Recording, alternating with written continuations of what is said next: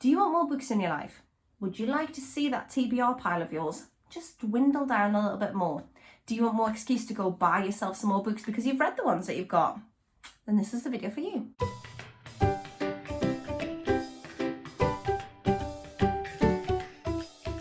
Hi everyone, I am here today to talk about how to read more books. And I just want to preface this by saying that I by no means read too many books. Last year I hit around 80 books in the year, and that for me, pre-children, would have been pretty poor. I used to be able to sit and read a book a day. I used to read hundreds of books, and that was basically how I spent my life. However, now I have 2 children, I'm moving house, I have a lot going on, and I don't have as much time for reading as I used to. And I've been asked in the past how I still manage to read a fair few amount of books. I do see other booktubers reading hundreds of books, and I wish I could read that many now, because if I did, my husband would probably stop side-eyeing me every time I buy more books. However, in order to get through the books that I have and books that have been sent for review, I have a few strategies that I'm going to share with you because, as I say, I've been asked, so why not share? So my main strategy number 1, is that when I have free time, I don't really tend to watch TV. At the moment, I am watching a show called Schitt's Creek, and it's hilarious, but it's one of the first shows that I've watched on TV in years and years. All my TV references are from TV series of like way back when. I'll reference Friends, I'll reference the Gilmore Girls, I'll reference things like that, but if you try and talk to me about any new shows, I've got no idea what you're on about. And that's because I don't watch TV anymore. I decided that I would prioritise reading instead of watching TV. And so on an evening when I stumble downstairs once the children are asleep and fall sleepily onto the sofa, I don't reach for the remote, I reach for the nearest book that I am reading, and I'll get a chapter or 2 done. And by prioritising books over TV, I have found that I am able to sail through a lot more books than I would have otherwise. Tip number 2. Now this is going to be a bit grim, a little bit grim, but keep a book.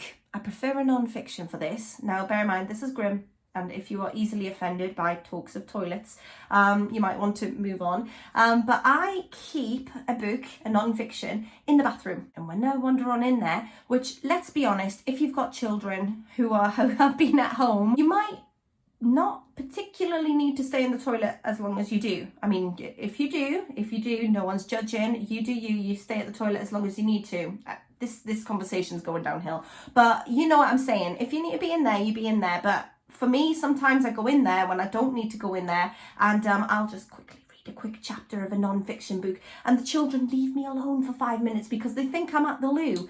Do you see where I'm going with this? You keep a book in there and you sneak off. I mean, yes, the rest of your family think you've got a bowel condition, but you know what? That's fine. That's fine. You go in there, you read your book, you come out, get your sorrowful face on. No one asks questions. No one asks. Tip number 3, audiobooks. Audiobooks really will just help you read a book. You can either download an audiobook of a book that you're currently reading in physical copy, or you can have something completely different. I did upload a video about audiobooks and my thoughts and feelings on whether they count towards your TBR. They do. And they really help you to get a lot of books read. Because when you go for a walk on your daily exercise, because let's be honest, what are we doing at the minute? We're not going anywhere, everything's still shut. So when you're out on your daily exercise having a walk, you can just have a little earbud in. One earbud as you walk around with your dogs, whatever you're doing, and you can listen to a good story. Makes your walks last longer, increases your fitness. I mean, it's all roped in. You're going to be super fit and going to be super well read. It's going to be fantastic. Tip number 4, DNF books. Now that might sound counterproductive, it really might. However, if you're reading a book that you're not enjoying, it's going to put you into a reading slump if you really push on through that book and you don't like it. And for me, if I force myself to read a book that is a bit, I tend to find that I don't really rush to pick up another book again. I just can't do it after I've read a book that has just depressed me or ruined my day. So if you're not enjoying a book, don't feel the fear of DNFing a book.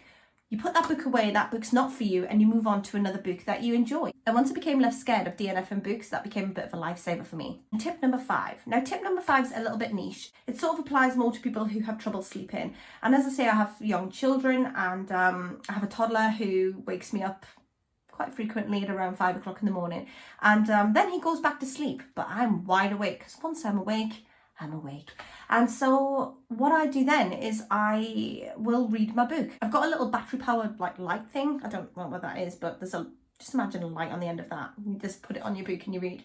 I've got one of those at my bedside, and I will frequently take my book up to bed with me. Just leave it on the bedside table just in case, and just in case happens quite a lot. And then when my toddler invariably comes bouncing in the bed, trying to chat to me, then falls asleep, I then take that opportunity to just have an hour or so to myself quietly and just read quietly in the dark with my book. And that has helped me again read a lot more books, because I then get an hour or so in before the rest of the household wakes up, where I can just sit and read in peace. If you're a person that has trouble sleeping, you might want to read a book. And the added bonus of reading a book is that you're not looking at a screen. And that if I'm looking at a screen on my phone, then there's very little chance I'm going to get back to sleep. Whereas if I read a chapter or so of a book, I might start to feel sleepy and drift off. Your phone wakes you up, your book will send you to sleep in a good way. So those are my top tips on how I read more books, and I would be really interested to hear your tips and if you do any of these already. So I hope you enjoyed this video, and I will speak to you all soon. Bye for now.